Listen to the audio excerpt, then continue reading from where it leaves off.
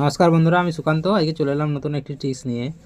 আমাদের বিভিন্ন আইডি এবং পাসওয়ার্ড সবসময় লিখে রাখা সম্ভব হয় না, অনেক সময় আমরা ভুলে যাই।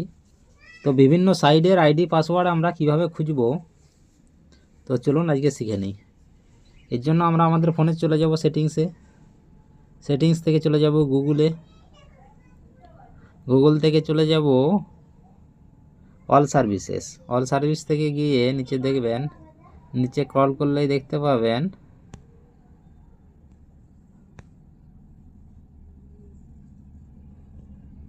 Autofill with Google.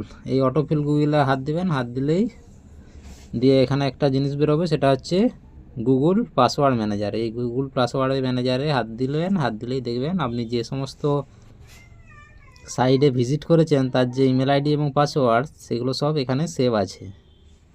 ধরুন অ্যামাজনে, আমি এই অ্যামাজনে হাত দিলাম। অ্যামাজনে হাত দিলেই দেখবেন আমার ইউজার নেম এবং পাসওয়ার্ড এখানে বেরিয়ে যাবে। পাসওয়ার্ডটা ডট ডট দেওয়া থাকবে, এটাকে দেখার জন্য এই চোখে হাত দিবেন। চোখে হাত দিলেই পাসওয়ার্ডটা দেখতে পাবেন। তো ভিডিওটি যদি ভালো লেগে থাকে তাহলে পাশে থাকবেন। ধন্যবাদ।